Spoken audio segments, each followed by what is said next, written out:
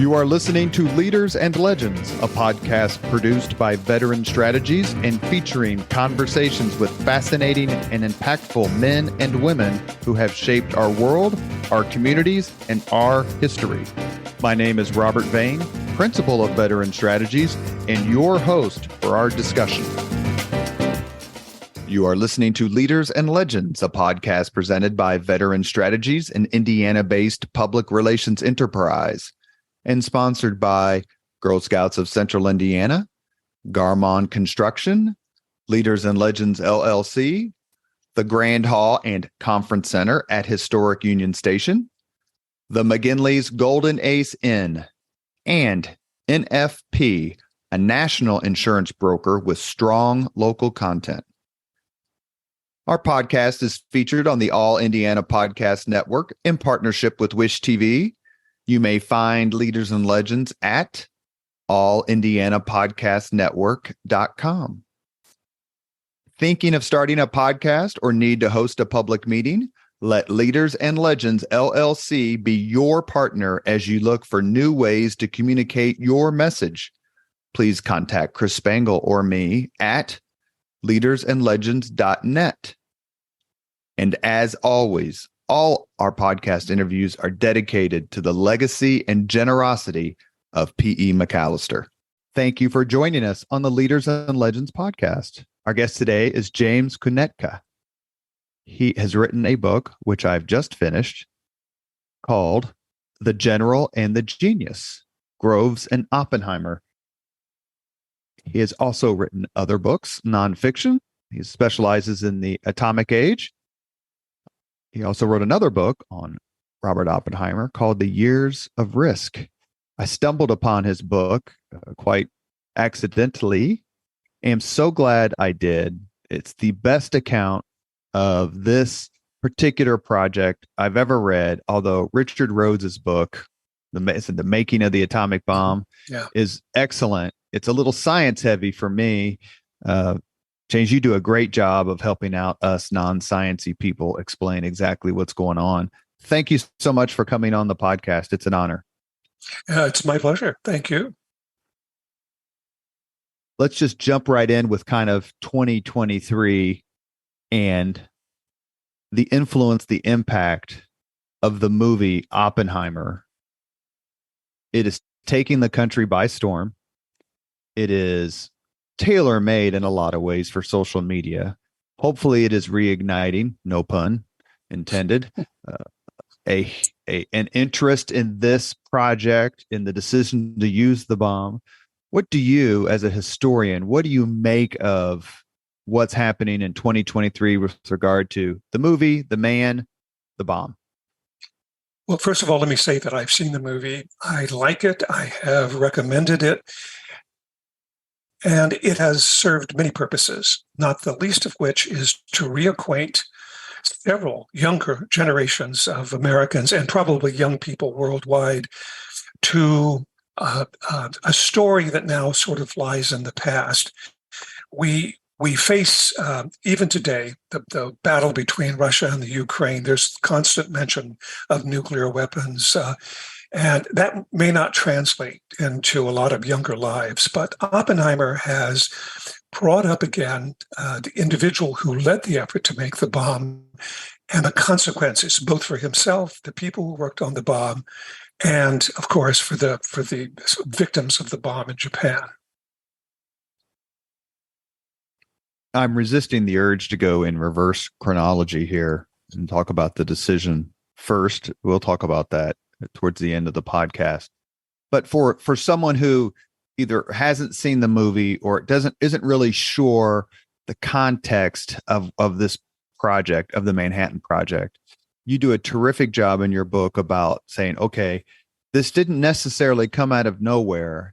And once the theories, once the perceived threat or potential of Nazi Germany to create an atomic bomb, things moved very rapidly.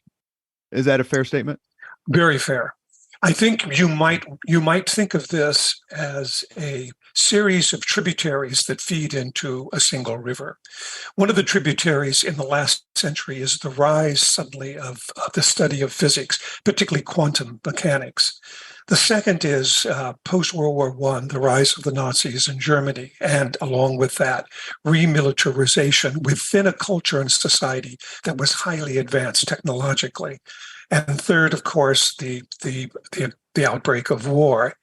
And in 1939, and then 2 years later, the attack on Pearl Harbor. All of those combined to bring together, individuals and moments and sort of movements that resulted in probably the greatest technological and scientific shift that occurred in history. It was just this confluence of events. In fact, now looking back almost 80 years, what you can see is that what happened at Los Alamos, what happened with the Manhattan Project in general, were a series of management techniques, the use of big industry and unparalleled dollars. Everything that occurred in the 1940s actually led to putting two men on the moon in 1969. And that's how powerful that movement was. And even if we no longer think of Hiroshima and Nagasaki, the legacy of the bomb, the legacy of Los Alamos, the legacy of Robert Oppenheimer and General Leslie Groves are still with us. It's just these are the tributaries that we're not always looking at. Einstein, he was probably the most famous scientist in the world at this time, before leading up to World War II. How important was his letter? So scientists come to Einstein and say, we need your help to get the Americans' attention on this. You've got the credibility in the name.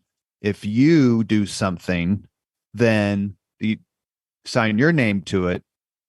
The president of the United States, people will pay attention. What's the process of them going to Einstein, and how important is that letter still? The letter's important largely because it came from Einstein. But remember, the letter was delivered by somebody else, Alexander Sachs, to President Roosevelt, not by Einstein. And the reason, I don't want to downplay it, but I think we need to put it in perspective. The discovery of fission occurred in the latter part of 1938. So that by January of 1939, that discovery was known all across the world, but certainly in the United States. As soon as scientists discovered that the atom could be split, it was immediately clear that enormous power lied in that splitting. And that if you could then create a chain reaction, in other words, split an atom, split more atoms, you could release unparalleled energy, which could either power a ship, light up a city, or destroy a city. So that was well known. And the scientific community in this country, largely led, at least in the physics area, by scientists who had escaped Europe because of the Nazis, they were clamoring at all of the universities. And you can be sure that Franklin Roosevelt, and particularly his scientific leaders, already knew about the implications of, technically, or at least feasibly, of about a bomb. I think I don't want to demean it, but I think the letter was like the frosting on the cake, but the cake was already there. What are some of the names of these scientists? As you said, a lot of them were immigrants from Europe. It's interesting how throughout the war, Hitler's racial theories led to his demise, not only in what we're talking about now with the scientists, but how he fought World War II in Russia and places like the Ukraine, who welcomed the Germans as liberators, and he slaughtered them and so on and so forth. Who are some of the names we're talking about here in terms of scientists? Because really, I just can't think of another era where so much brilliance was operating at the same time. I guess if you take Da Vinci and Michelangelo. That's true. Yeah, Well, let me tell you, just off the top of my head, Edward Teller, who later went on to lead the pursuit of the thermonuclear bomb, Enrico Fermi, who got his Nobel Prize in 1939, Eugene Wigner, who was one of the three people who visited Einstein in his house in Long Island, Hans Bethe, really one of the deepest thinkers and one of the most productive scientists. Just that number alone, they made their way across starting in the latter part of the 1930s. And not only did the Nazis, get rid of these scientists, but they forbade the teaching of what they called, and this is their term, Jewish physics. And of course, in Jewish physics lay the power of the universe. It is one of the great ironies. World War II starts. Basically, we'll say September 1st, 1939, when Germany invades Poland.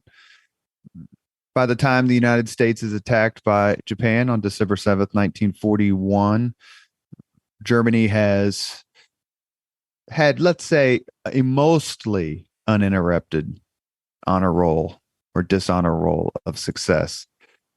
Hitler was known to fancy these sort of deluxe weapons, often to the detriment of tanks and machine guns. Before we move on to the Manhattan Project, I just kind of want to close this loop on Hitler. The Germans still had plenty of very talented scientists. Hitler was interested. How worried should we have been of the German atomic bomb effort? And was that worry proportional to what they could actually achieve? The answer is yes and no. Here's the yes part. The Germans were enormously inventive. And let me just give you three of their wartime marvelous achievements. First of all, the jet fighter, which appeared in the skies, but too late to be effective. The V-2 rocket, which changed the course of war and ultimately would be the vehicle by which even more terrible bombs, thermonuclear H-bombs, could be sent anywhere in the world. And of course, the V-1 missile, which of course is the progenitor of these land missiles that we can fire, from ships or from land. The problem is all of them came too late in the war. And one of the simplest explanations for that is that Hitler was always more taken by the spectacular rather than the strategic. So he didn't early on in the late 1930s and even in the beginning of the war press to develop long-range bombers, which could have extended the reach of his bombs. He had some, but mainly the jet fighters, because those would have been useful. He could have maintained air control, air superiority over Germany, for at least a longer period of time. It's hard to say. It's like the individual who inherits a great deal of money, but instead of reinvesting most of it and spending very little, he spends almost all of it and then is left with nothing in the end. And I think that was the fate of science technology. But there's no question. The problem is that because it came so late, they could not achieve what they wanted. The V-2, which could attack London or Antwerp, would appear silently out of the sky, but it only contained a 1-ton bomb. And that was not enough really to do enough serious damage. So the German atomic bomb program, how close did it come to even half of the achievements of the United States? Because is it Walter Heisenberg? Was he the one? Yes. Who was incredibly brilliant? Yes.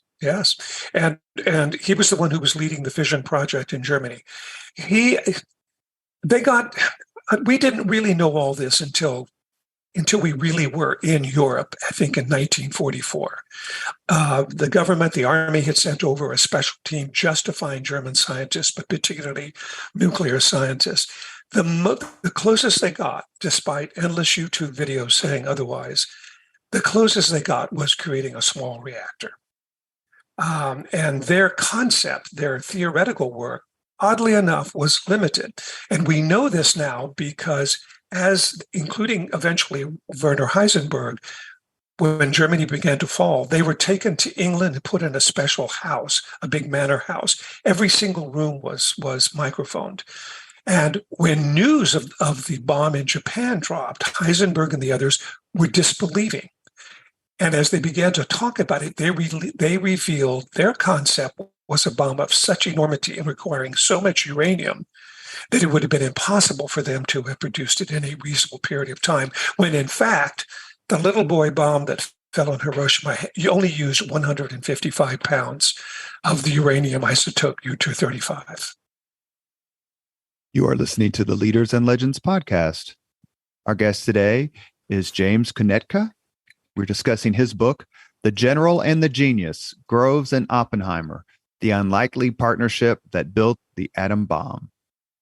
Let's follow up with Oppenheimer before I ask you about Leslie Groves, who is so astoundingly impressive. But Oppenheimer, where was he? How did he get drawn into the project? What were his qualifications? What were his qualifications not only as a scientist, but as a project leader? Oppenheimer was a theoretical physicist. He was, as we probably all know, and if any of your listeners have seen the movie, you will know, he was enormously gifted, intellectually brilliant young child. He went to Harvard, graduated in 3 years. His intention was to study chemistry. He went to Cambridge, but discovered at Cambridge he really was not that interested, and he was clumsy. He kept dropping test tubes.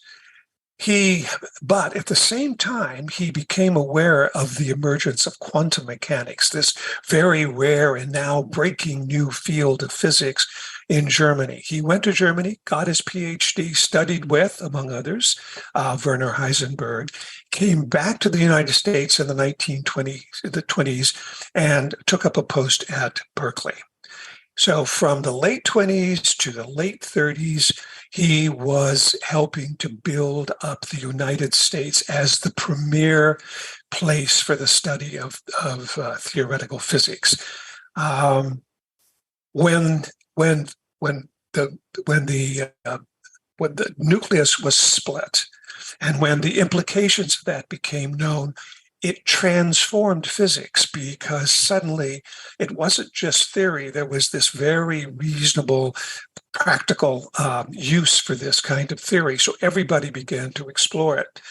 He got involved with doing some theoretical work. He helped lead a group of projects paid for by the government that at this point was already supporting research in many different fields of science, but related to war.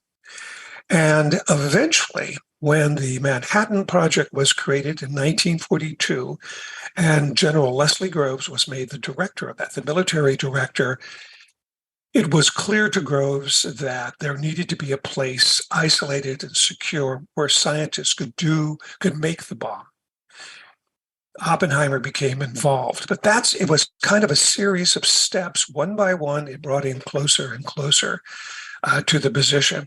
He realized, I think, by 1940, that as a professor, he had published many papers. He was well regarded, but he should have received a Nobel Prize if he was going to get one. He had been nominated, I believe, 5 times, but didn't get it.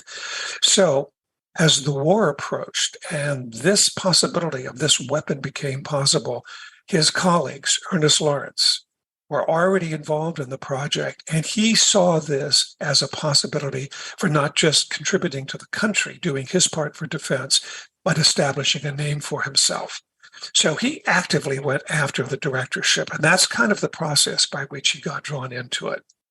Now, this is ironic because this man had zero management experience. I would be surprised if he led a group of graduate students that existed more than 5 or 6 people.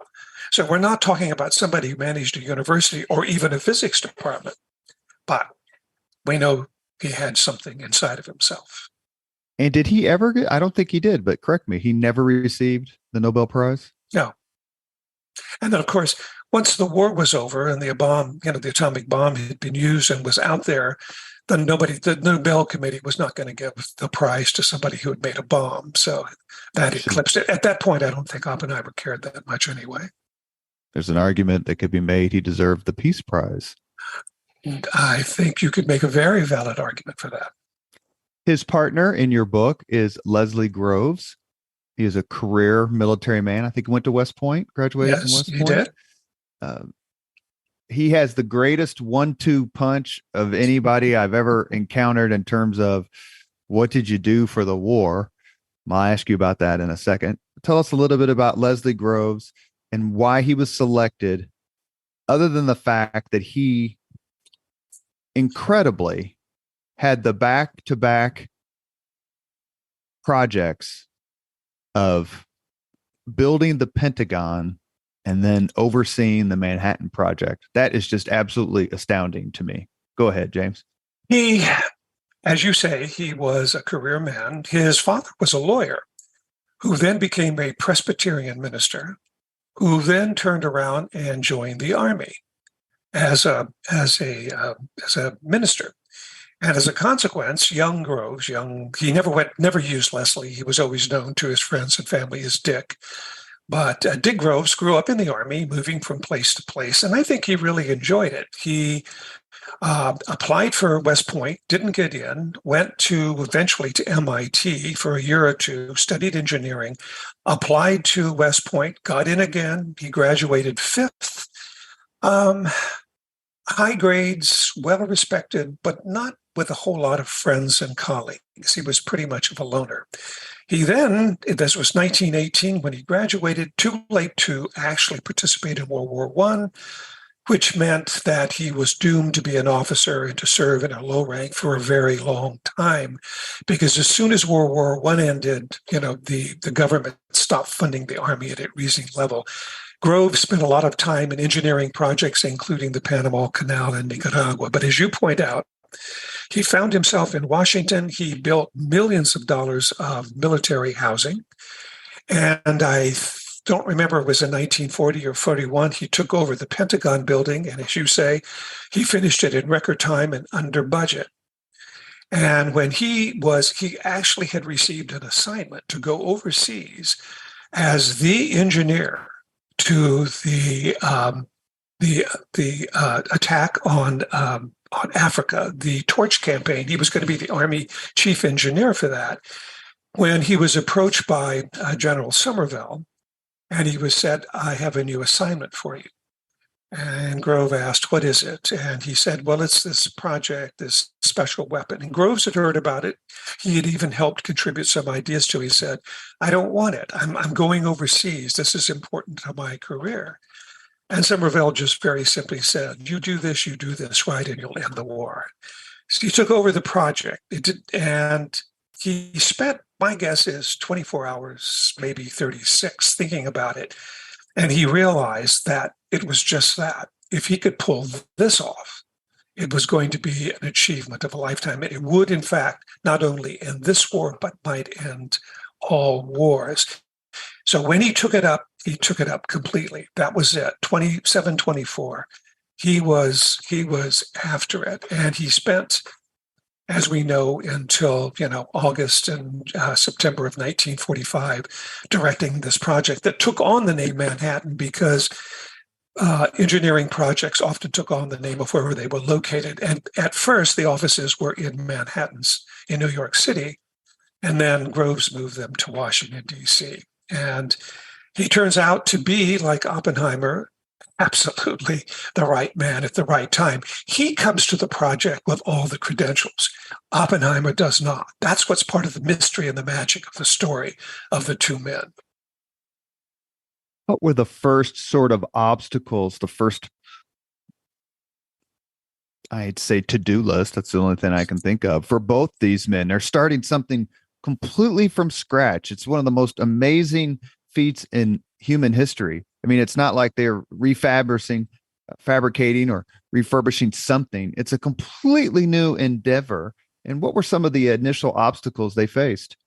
The first obstacle, let's take Groves first, because Groves was involved before Oppenheimer was in officially the Manhattan Project.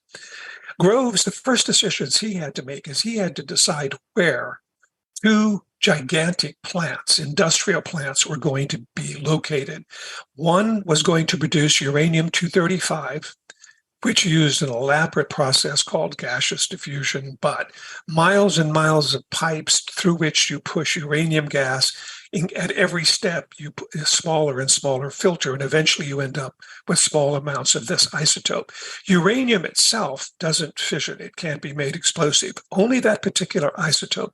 The other plant called for making gigantic nuclear reactors, because there you could put conventional uranium, cause a chain reaction to occur with various elements, and then a byproduct would be plutonium 239. Because without these materials, there would be no bomb. That was his first assignment. Then he needed to assemble the right team of scientists to actually build it. He could take over the industrial side. He could deliver the material. He needed people to deliver the bomb itself. On his first trip out of Washington, he stopped at what was called the Metallurgical Lab at the University of Chicago. And it was a disaster for Groves. It was his first time that he met with these theoretical physicists. And the question that just buffaloed him was, he said, well, look, how much of this material are you going to need? And, one scientist, I'm going to exaggerate here, said, well, somewhere between, 1 ounce and 200 pounds. And that's not Groves, being the man who had to deliver something, needed something more precise. He left Chicago and he made his way to California, to Berkeley. And it was at Berkeley, at a party, that he met Robert Oppenheimer. And the two, started conversations. And Groves was very taken with two qualities that Oppenheimer had. First is that he could explain complicated things in very simple terms. And two, he was not condescending, unlike the scientists who did not like Groves. Groves didn't help things when he went to Chicago and say, look, I'm General Groves. You people work for me. I don't think that probably was the right political approach. So as Oppenheimer gets involved, his first task was to pull together a team. Well, let's preface that. Both men needed to find a place to create this secret laboratory. Ultimately, they picked this boys' school on top of a plateau in northern New Mexico. Soon as that decision was made, which was in November of 42, Oppenheimer had to scramble because he needed people to start work. That was his big task. One of the things that comes out in your book, which even having taken a class on this time period and actually I was stationed at White Sands Missile Range where Ground Zero is. What I didn't remember a lot of was the timeline. So it wasn't like, yeah, we're going to do this. And then, 2 weeks later, they're doing it. There was a long lag as they searched for people, places, materials, money. Yeah, absolutely, because there were a variety of places that were considered. Groves didn't want a laboratory close to a university or a big city, because what he feared was a leak, that the more interaction the scientists had with ordinary people, the person at the grocery store, their doctor, something might leak out. His concept was to isolate people in some way. And that's why that mountaintop, and by the way, the name of the mesa top was called Los Alamos, hence the name, the Los Alamos Scientific Laboratory. But it was essentially a boys' school. It was a very exclusive boys' school, which at the time charged like $5,000 or $6,000 a year. Each boy who went there had their own horse, but it only consisted of a small number of buildings. So as soon as they made the choice, Groves went essentially to Marshall, who claimed the land under eminent domain as part of the war effort, tossed the school out. Army Chief of Staff George C. Marshall. George C. Marshall. So he initiated the procedure to take it under the War Act. Then they had to start bringing in people because some things were obvious. Dormitories for people to live in, laboratory buildings. There was already an idea of what kind of equipment could be brought from existing laboratories. A Van de Graaff machine from the University of Wisconsin, for example. But in January of 1945 or February, basically, there was a school with a lot of snow and a couple of, ditch diggers trying to carve out this frozen ground. I mean, there just wasn't much there. I read this somewhere, so correct me, please. At one point, the Manhattan Project's facilities were using 25% of the total electricity used in the entire United States. That probably is a reasonably safe number because Los Alamos itself would not have drawn that much. But the plants at Oak Ridge in Tennessee, and for your readers, they can Google both those locations and you'll get aerial photographs. These are massive installations, massive. And along with each installation were towns to accommodate the people, because each one of these plants involved thousands of people. The Manhattan Project employed at its peak 600,000 people. So these were not small backorder operations, and that's why Groves really deserves as much credit, if not more, than Oppenheimer, because he kept the whole business going. You obviously had a choice when it was time to title your book. Why did you give the general top billing? This is a secret, so I'm gonna spill the beans. It was my girlfriend who suggested it. And I said, no, I think it should be the genius and the general. And she said, no. She said, I read. She's an editor, so she said no. She said, General Groves comes alive in this book, and you realize that Groves would have been there regardless of Oppenheimer. It could have been somebody else besides Oppenheimer, but Groves was there. And I don't mean to short shrift Oppenheimer. He played it. The two of them were critical players, but that argument made sense, and so I went with it. Now, when I say the general or the genius, in my ears, it sounds better than the genius and the general, but that's only because I've been saying it and it's on the book cover. But thanks for asking. You're welcome. You're the first to hear it. When I was reading it, I was like, well, Oppenheimer gets, I think is probably in your book a little bit more than Yes. Groves. So it made me wonder. And then I looked at the spine of the book, which is right here in front of me now. And I went, well, it may not be really a lot of deep thought since general alphabetically would come before genius. Maybe he just decided to do it that way. But your explanation makes great sense. Unfortunately, not very profound, but it's the life of the historian. You are listening to Leaders and Legends, a podcast presented by Veteran Strategies, an Indiana-based public relations enterprise, and sponsored by Garmon Construction, Leaders and Legends LLC, the Grand Hall and Conference Center at Historic Union Station, the McGinley's Golden Ace Inn, and NFP, a national insurance broker with strong local content. Our guest today is a terrific historian who's written a marvelous book, James Kunetka. The book is called The General and the Genius, Groves and Oppenheimer, the Unlikely Partnership That Built the Atom Bomb. What were some of the obstacles to overcome by both men, but perhaps especially Oppenheimer, when it came to recruiting people to come to this place and be involved in the project? I think one of the first obstacles was just simply its location.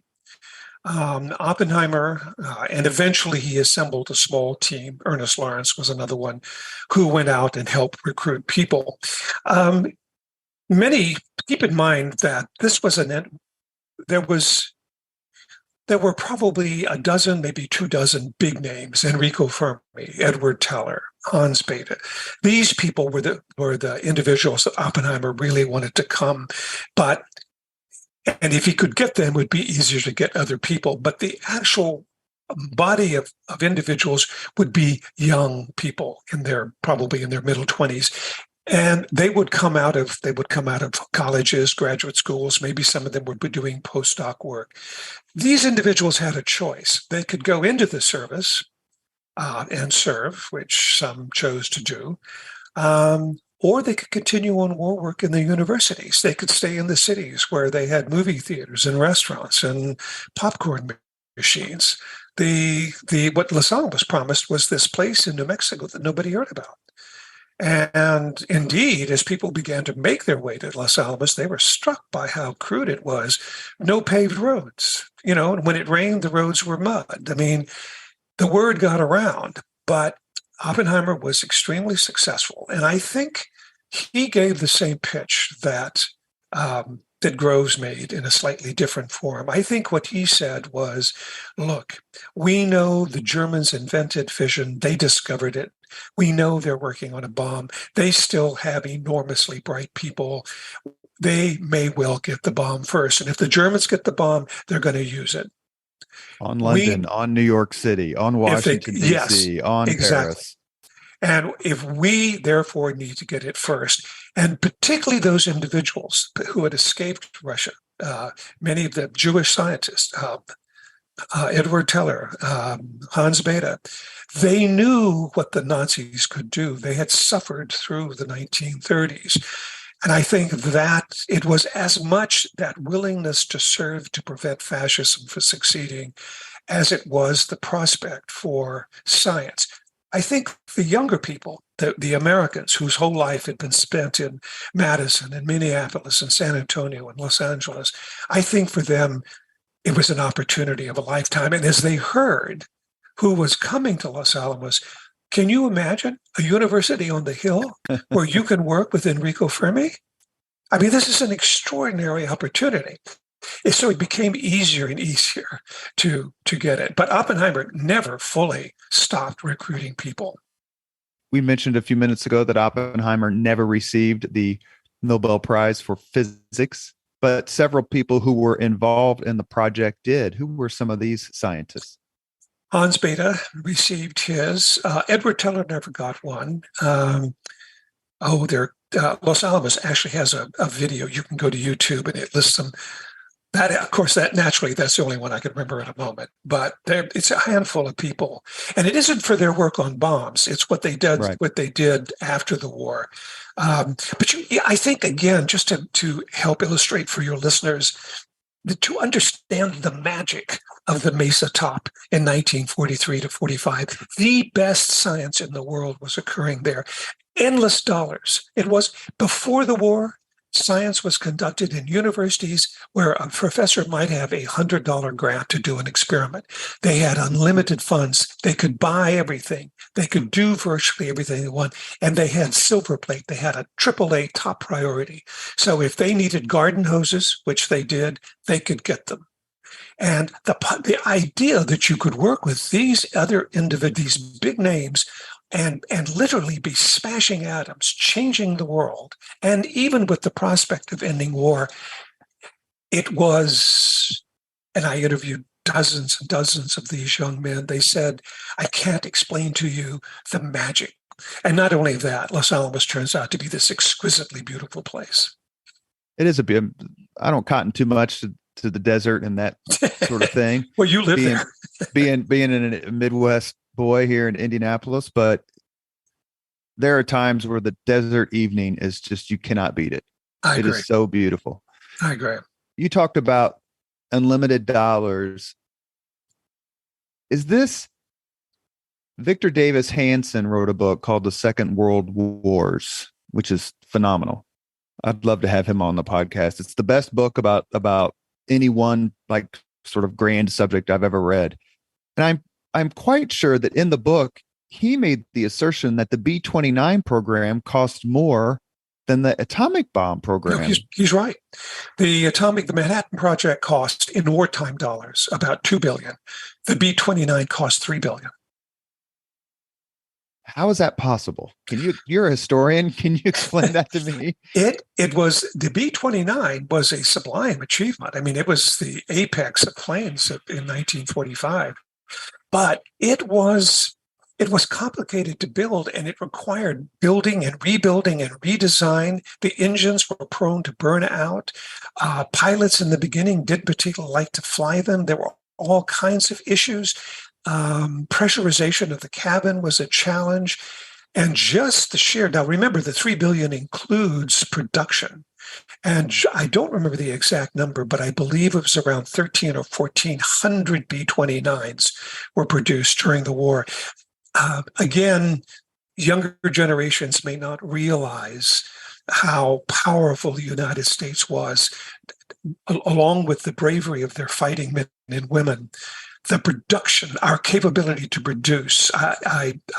I'd like to introduce, when we talk about Japan, a comment that the Empress of Japan was purportedly said about American production, but I'll save that for later. Can you imagine 1,400 planes? A B-29 was coming off the assembly line every 3 days, an aircraft carrier every week.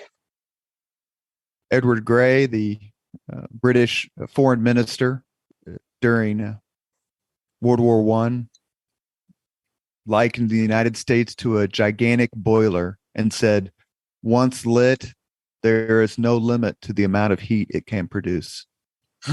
Amen. We prove that. Well, the reason I bring the B-29 up was to ask a question, and if it was in your book, I don't remember it at the time, right now, excuse me. Was the B-29 designed with the atomic bomb in mind? I don't think so. The B-29, above everything else, was designed for distance. Remember, I mean, design on the work began in probably the late 30s or early 40s. So, but serious work in 1943, 1944. It was designed to essentially deliver heavy loads long distances, because there was no way that conventional planes, until the B-29, could leave even from Honolulu and fly nonstop to Japan and return. And remember that, we didn't capture Guam until 944, and Tinian Island. Those islands made it possible then to have these planes take off. But I do want to add a caveat. Once the basic parameters of the two types of weapons developed by Los Alamos, a gun bomb, a long bomb, which the Army called Little Boy, and a big fat circular bomb, which the Army called Fat Man, once they knew the general dimensions, there were special B-29s that had to be modified to accept these. And so there were special modifications made to the airplanes that did not exist. If you ever visit the Enola Gay in the Air and Space Museum in D.C., you'll notice that the bomb bay is longer than most. But if they hadn't designed, if the B-29 was, say, a year and a half behind schedule, how would the Americans have delivered the bomb? Well, there was one other plane that could have done it, but Groves ruled it out, and that was the British Lancaster. The Avro Lancaster? Yes. And Groves, by God, he was not going to have a British plane deliver the bomb. So anyway, as it turns out, design and production and delivery of the bomb coincided with the B-29 very nicely. Let's chat about the Brits for a little bit, because they had a program, they called it Tube Alloys. And they were certainly in the top rank of powers, but were very quickly outstripped by the United States. What was the British atomic bomb program like at the beginning of the war? And what were the contributions of the Brits to the making of the bomb? And don't say Claus Fuchs, because I'm going to ask about him next. Okay. Well, in terms of the British began to appear at Los Alamos, for example, in 1944. But where the British were is that they had done extremely fine theoretical work. In fact, their estimate of the amount of fissionable material necessary, uranium-235, was far more accurate than the American estimates, because we've been making our own. So, and they had both fine theoretical physicists, but also individual physicists who were working, applied physicists. They actually built things. And Franklin Roosevelt and Winston Churchill, when they met in Placenta Bay, they agreed to share information. And so what the British gave was all of their theoretical work, and they promised their best scientists, which just, by the way, happened to include Klaus Fuchs. But when they came, they were in various locations, but the team at Los Alamos were actually very useful. They helped design the gun bomb. Fires one piece of material into the other. The implosion bomb literally takes a tennis ball of plutonium and compresses it uniformly. And you do that with explosives. But how you design the explosives is the challenge. The British made serious contributions to that at Los Alamos. They also made very excellent contributions to what theoretical work was being done on the thermonuclear. So they were valuable participants. And by the way, everybody agrees that their parties at Los Alamos were the best because the bottom line, you drank before you ate. I mentioned Klaus Fuchs. I think David Greenglass is the other fellow prominent. A few minutes ago, you discussed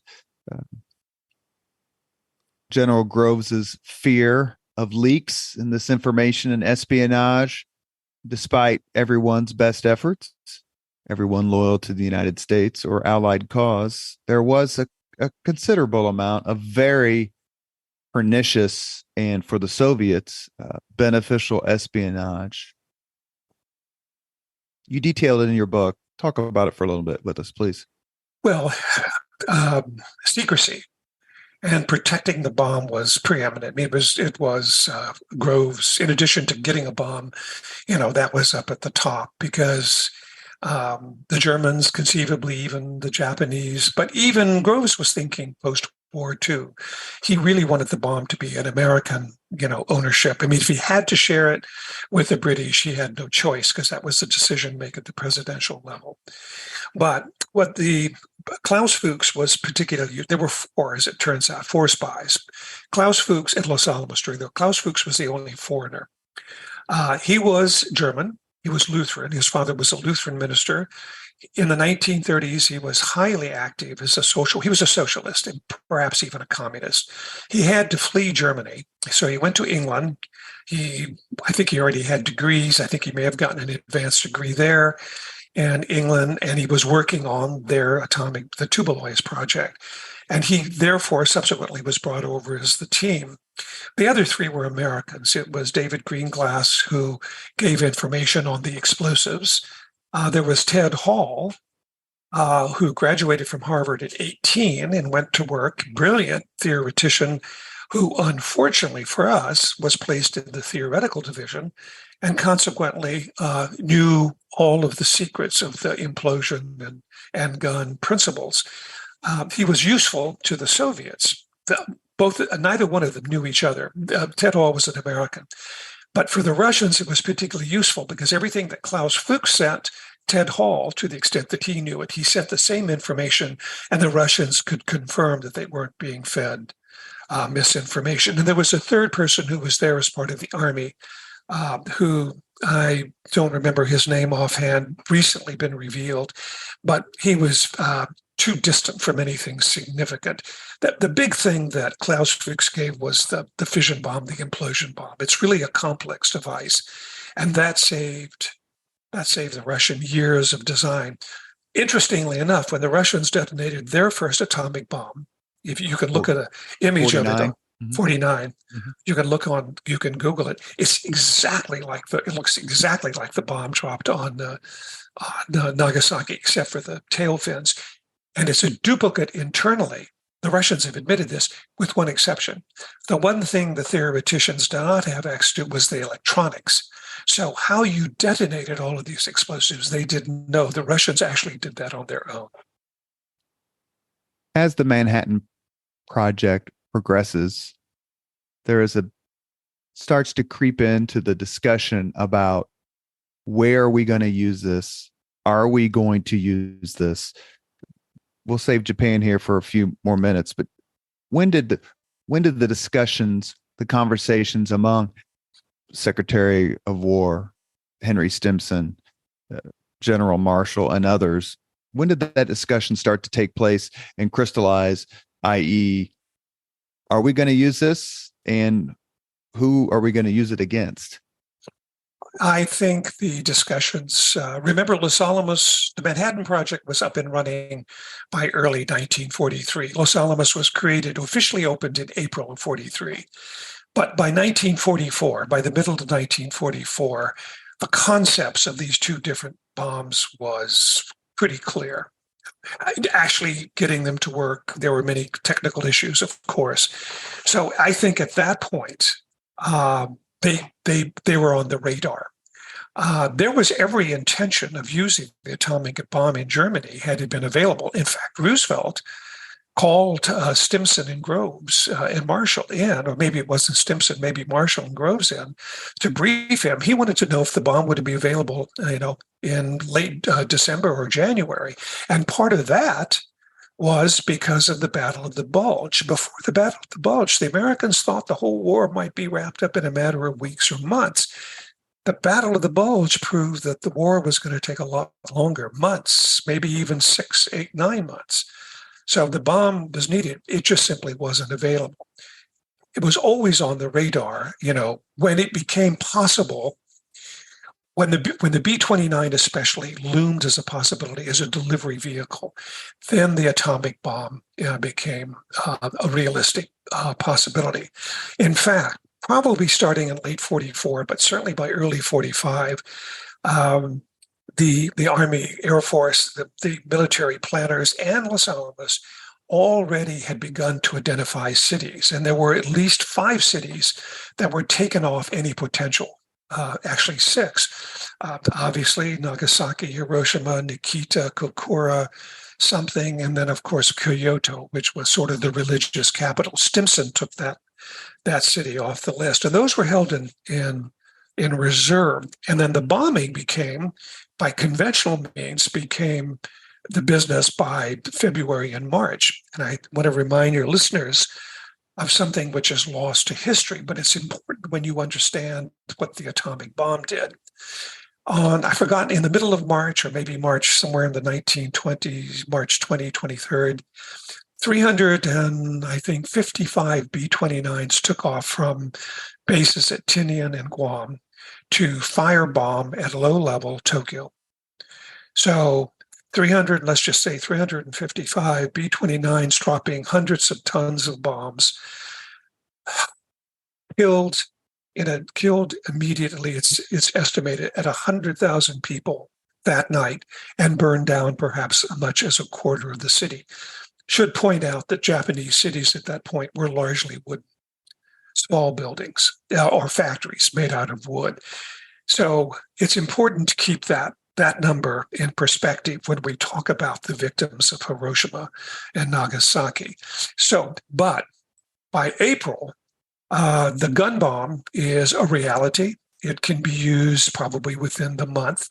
All they're doing is waiting on the final supply of U-235. The implosion bomb has to be tested.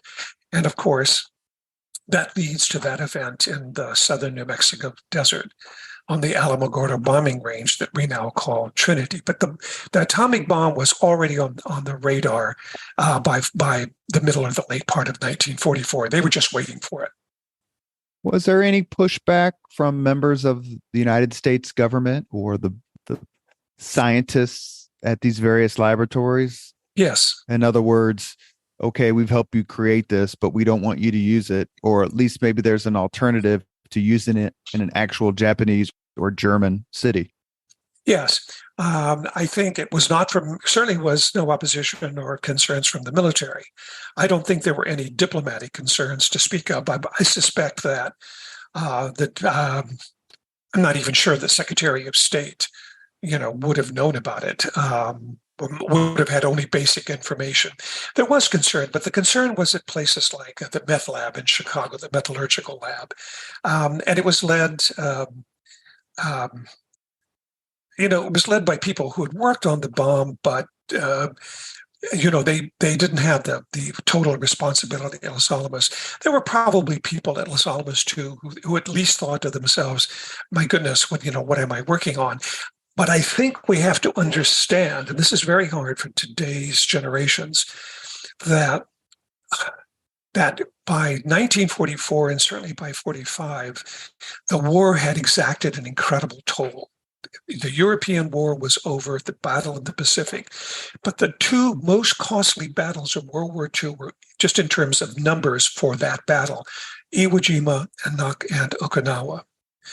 And it was American soldiers, GIs at Okinawa, who watched Japanese civilians, women, mothers, walking to the edge of the cliff, throwing their baby off, and then jumping after them because they had been told by the Japanese army that they were going to be raped and burned alive. Now, if there was that kind of opposition, and by the way, I would point out in Iwo Jima, 22,000 Japanese at the beginning of the battle. 216 were captured alive at the end, and most of those were so badly wounded they couldn't commit suicide. The numbers in Okinawa are staggering. 110,000 army dead, Japanese, and 120, maybe 150,000 civilians. Now, if those numbers were any reflection of what was to come when the U.S. invaded Japan in November, phase one, it was going to be horrific on all sides. And I think that's something we always need to remember, because that was part of the milieu, the catalyst that helped format the decision. Japan had no history of surrendering as a country throughout its history in wars or anything like that. Plus, at the same time, you had the kamikazes happening in the naval battles. It's interesting to read the letters and the diaries of the soldiers and the sailors and the Marines who were over there, and their astonishment at the culture, and I guess religiously fueled culture of the Japanese. They're just not going to surrender. Like, you're going to kill me anyway, so I'm going to fight to the death. And I think it was Marshall and Stimson estimated to Truman, not 1 million deaths, but 1 million casualties, involving an Allied invasion of Japan. Yes. And the war would maybe last another 2 or 3 years. You're talking about 1947, 48. Of course, we don't have a final, we don't have the final result because the war did in fact end. But that was the reality of the time. And before we actually talk about the decision, I think it was clear, certainly it was clear to Roosevelt that the bomb needed to be used if it was going to help, because it wasn't just American lives or British lives or Canadian lives or any of our allies. It was the Japanese and the Germans as well, and civilians who had no real role in the war except to be in the wrong place at the wrong time. So even though this will sound strange, there was a line of thinking that as terrible as this weapon is or was, it might still be humanitarian in the end, because although it would cost lives to use, it might prevent a great many others. Now, that's a thinking that's hard for us today to grasp. What happened on July 16th, 1945? Well, you were with, where were you at White Sands? Were you at the southern end or the northern end? The southern end, the actual base camp. All right, then you are 100 miles away, more or less, from ground zero. It's a place where everything changed in a second, actually in less than a second. History, war, society, culture. It's. I think there are other great moments in history. Certainly wars. I mean, there's. Name any great war, any of the American Civil War locations and battles. But those kinds of battles took place over time. You had, the discovery of the Aztecs and the Mayans and the Incas by the Spanish conquistadors. You had the discovery of fireworks and gunpowder by the Chinese. Those are all powerful things, but they occurred over a longer period of time. The atomic bomb was the fulfillment of intellectual horsepower. And when it detonated, it didn't just produce a bomb, it produced a whole new world of possibilities. And it was in a second. And as you know, today, unlike when you were working there, it's opened once or twice a year to the public, just ground zero, nothing else. And you can see the birthplace of the atomic bomb. But it's one of the few places you can go where you can see this 80 years later, the residue of this moment of place and time. It's a hallowed spot, but not one to glorify. It's just hallowed because human beings did this, and it's the double-edged sword. What is smooth, and consequently you have electric power, nuclear power, or it's sharp, and you have the bomb. And that was the product of July 16th, 1945. It's where they tested the first atomic bomb and had the actual detonation, which you describe so wonderfully in your book. We have a few more minutes left with James Kunetka, who has written this marvelous book about the relationship between General Leslie Groves and the genius Robert Oppenheimer. We're discussing his book right now. July 45, the test is made at the same time. Truman is over in Potsdam for a summit with Stalin, Churchill, and then eventually Clement Attlee. He kind of breaks the news to Stalin. Stalin's like, oh, how very good. It'll be of great use, acts like it's no big deal when, as you describe in your book, he knows more about the bomb than Truman does. Truman doesn't know anything about the bomb until he becomes president, even though his committee in the Senate had tried to investigate these massive expenditures, and he was kind of warned off by Stimson, like, you're going to have to trust me on this one, Harry. What do you think of Truman's decision to use the bomb? James, you're president of the United States in late July, early August, 1945. What do you do? Well, let me tell you, I'm president in July of 1945. And what I'm looking at is a war-ravaged Europe. This is Truman's first visit to Europe since he served in the army in France in World War I. And he's in Berlin. In Berlin, this magnificent city of several million is now rubble. And he's seeing women in shabby clothes, emaciated children, piling bricks and trying to plow their way through the rubble of this once great city.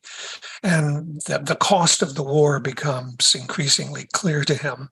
And he meets Stalin and Churchill and then Attlee, and he comes back home and he's looking at the latest statistics, the latest deaths from, at this point, the Battle of Okinawa is over. And what he also knows in play is that hundreds of thousands of the GIs that have been fighting in Europe are now on ships, and they're making their way back either around the Horn to come to the Pacific, or they're coming to the States. Thousands are already on trains making their way from the east to the west. Hundreds of ships have already been placed in Guam and other locations. The Army has ordered, I think, 2 million Purple Heart medals in anticipation of the battles to come. And he's looking at all this data. And I think what he's thinking is, I have a weapon which might end this. How can I not use it? And then he's probably asking himself, well, what if I don't use it? And then he's asking himself, number 3 is, how could I possibly go before the public after this invasion of Japan, in which we have 50, 100, 200, 300,000 deaths of Americans, and say, well, I had this weapon, but it's such a terrible weapon, I couldn't use it. I think that's his thinking. And for better or worse, that's his legacy. The historiography on the decision to use the atomic bomb has changed. I won't say grown, but it's changed. I had a professor in graduate school who said that a lot of it had to do with Vietnam and the questioning of the use of American power. But there was very little question at the time. After it was used, I mean, you have to put yourself still in a kind of a Pearl Harbor mindset. But the American people, how did they react to the use of the bomb? Well, as soon as they found out about it, and I think as soon as they realized, and they got to see photographs of the Hiroshima and Nagasaki, I think they were joyous. I remember a public opinion poll in 48, before the arrival of the Russian atomic bomb, that even a year or two after the war, there was something like 70 or 75% of the American public approved of the use of the bomb. I think they were just glad to get people back. It's true that it changed. I want to quote your readers something which is in the book, which you read, because it's a very tender moment. The day after Hiroshima, Groves is briefing General Marshall, Secretary of War Stimson, and Hap Arnold, who's the Army general in charge of air. And he's showing them photographs that had been flown overnight, reconnaissance photos of these devastated cities and the cloud. And apparently, he's a bit too enthusiastic about the discretion. The discretion. And it was Marshall who said, "Well, General, aren't you thinking about the Japanese? There were a lot of Japanese killed in those bombs." And it caught Groves off guard, and he paused for a moment, and he said, I was thinking about all the Americans that were killed or starved or beaten to death on the Bataan Death March. And I think that's the sentiment of Americans in 46 and 47. It would be be a grievous error on my part if I did not mention this aspect of the atomic bomb tragedy. You dedicate a few pages to it, but the sinking of the USS Indianapolis. Mm-hmm. I did a podcast a couple of years on that with authors of the latest and best book. And actually, in my neighborhood growing up, we had an Indianapolis survivor. His name was James O'Donnell. We were all scared to death of him, of course.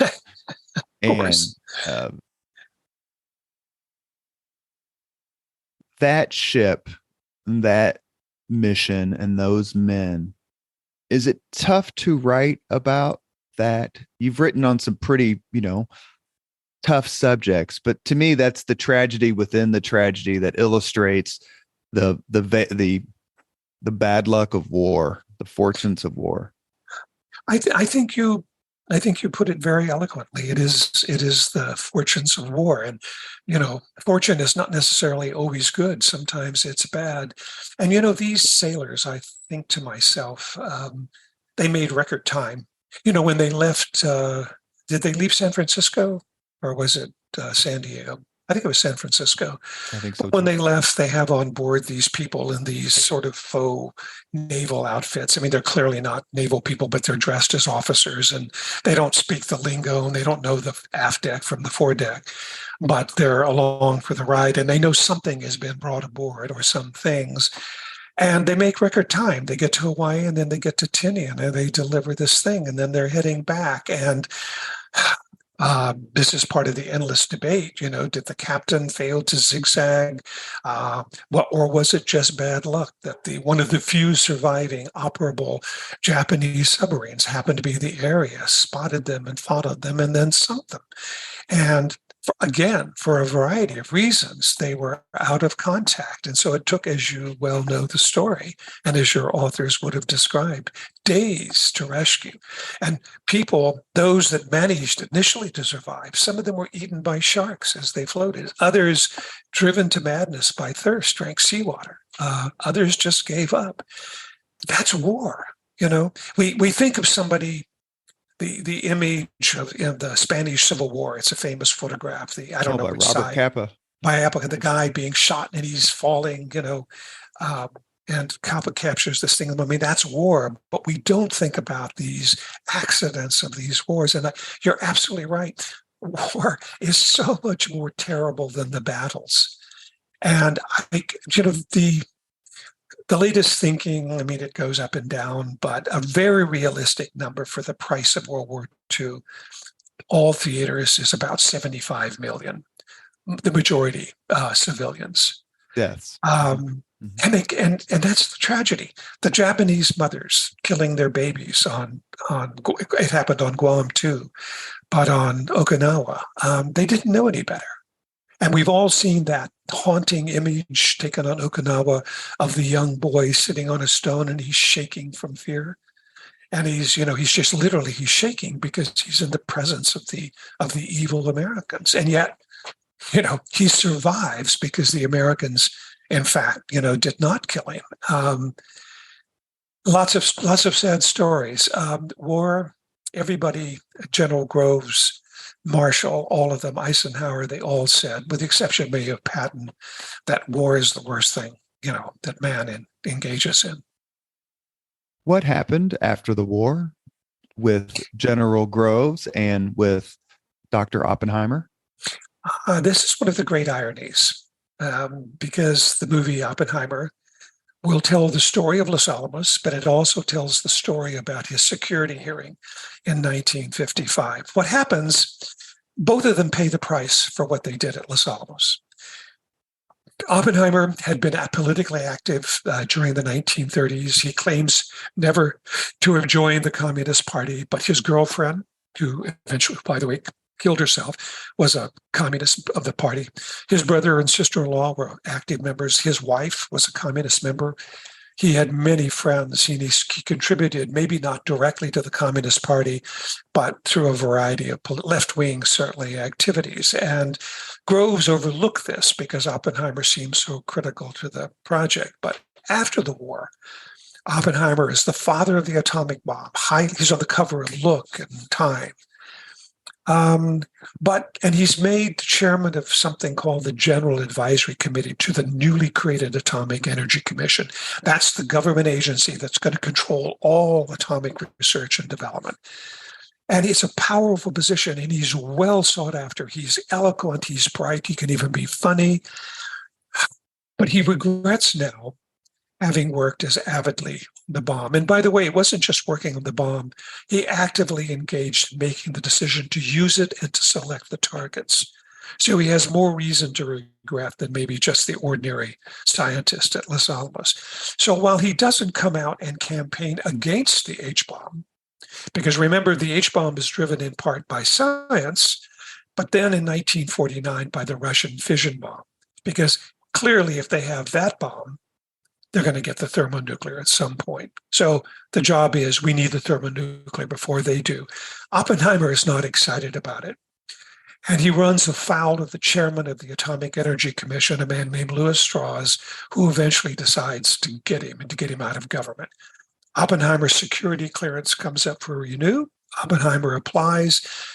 It's rejected by the AEC, the Atomic Energy Commission. He appeals. There's a hearing. He loses. And the hearing becomes public. It's horribly embarrassing. It reveals his weaknesses, his affairs. It's devastating. So he basically leaves the public scene. Groves receives a lot of attention. He's the general of the day. He's almost as popular as Eisenhower. But in order to get the bomb made, he steps on a lot of toes. He uses every technique he has as an army bureaucrat to get what he wants. And the fame that he gets exceeds that of a lot of generals who fought battles, actual battles. So he doesn't have a lot of friends among the general ranks. So in 1947, I believe, or maybe it was 46, Eisenhower comes back, takes over Marshall's role as chief of staff. Groves, who reports to the chief of staff at this point, comes in for his review. He is told by Eisenhower, "You will not be promoted again. Here is a list of offenses against your fellow officers. Your egregious public publicity hound." Groves leaves the meeting and retires the next day, goes to work for private enterprise, and then lives quietly out his life. But both men pay for what they had done in a personal way. It wasn't just Oppenheimer. Did they stay in touch? Yes, they did. And I looked at all of their correspondence that's in the National Archives, and they were actually colleagues during the war. I mean, real colleagues. They weren't, and they never would be beer drinking buddies. I mean, I don't see these guys getting together Sunday afternoon over barbecue and beer watching football. That's not them. But they respected each other, and it was always Dr. Oppenheimer and General Groves. And after the war, the letters they wrote each, remember this is before email, were always, "My dear Dr. Oppenheimer, my dear General Groves." They were very solicitous of each other, and they kept in touch. And at Oppenheimer's memorial service, which was at Princeton, sitting in the back in civilian uniforms was Leslie R. Groves. He attended. We've reached the point in the Leaders and Legends podcast where we ask the same 5 questions of all of our guests. James, are you ready? You bet. And I just want to say this again before we move on. Your book really is magnificent. I enjoyed it very much. Thank you. First question, what was your first job? I worked for my very first job was, other than mowing somebody's lawn, but the first real job was working at a Mexican restaurant in San Antonio, Texas.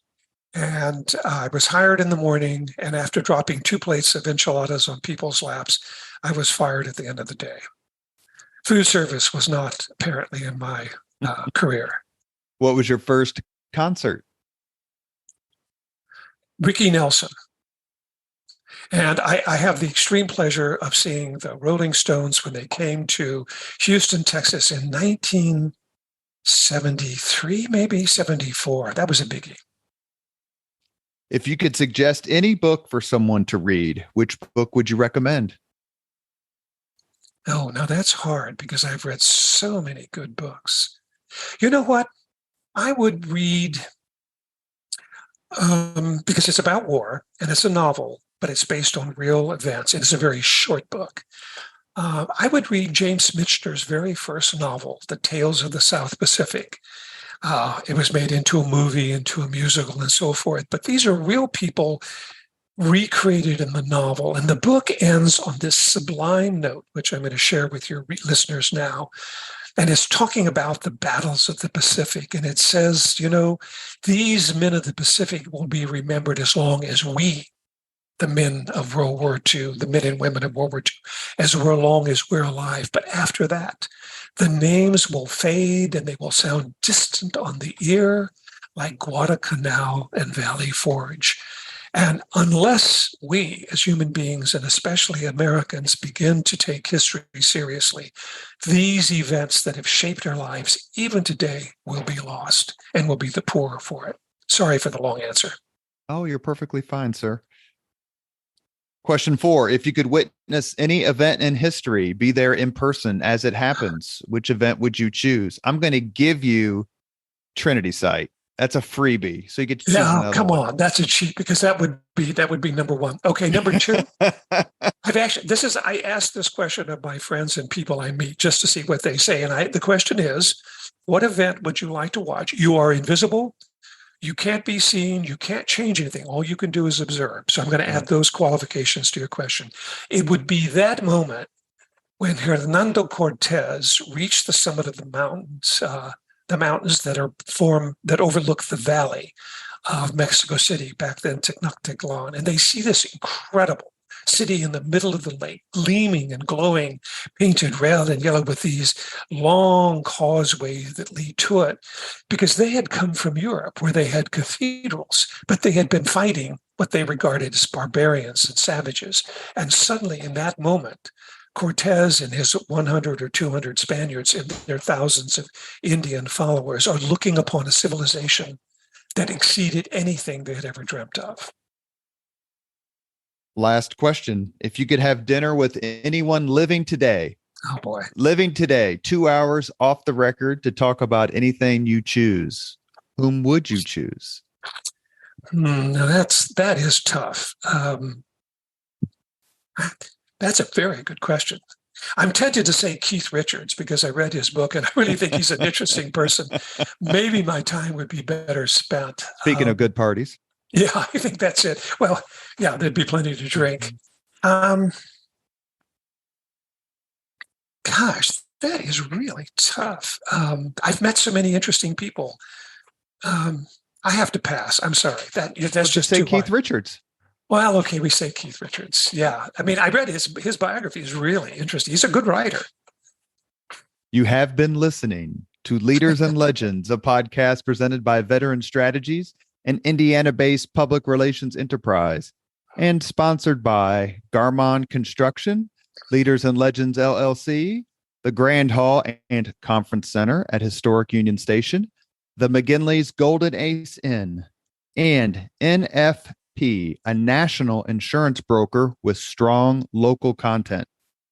As always, all our podcast interviews are dedicated to the legacy and generosity of P.E. McAllister. Our guest today has been James Kunetka. He has written a formidable, fantastic, enthralling book, the title of which is The General and the Genius, Groves and Oppenheimer, the unlikely partnership that built the atom bomb. James, you're a terrific guest. The book is brilliant. I have already given it out as a present to like 3 or 4 people, and I buy it new. Don't buy it used, because I want you to get some coin. And I'm going to dedicate this podcast, besides to my friend and veteran P.E. McAllister, to a guy nobody I know is going to know, and that's Mr. Jim Eccles, with whom I served at White Sands Missile Range, who is an incredible public servant. I had to introduce him to Van Halen. He had never heard of them. That was my service to him. He's a brilliant, kind, wonderful man. Jim, I hope you're still a skeptic. James, thank you so much for coming on the podcast. It's been an honor. Thank you. Thank you very much for listening to Leaders and Legends, brought to you by Veteran Strategies Incorporated. If you want to contact us about this program or our menu of public relations services, please send us an email at robert@veteranstrategies.com. That's robert@veteranstrategies.com.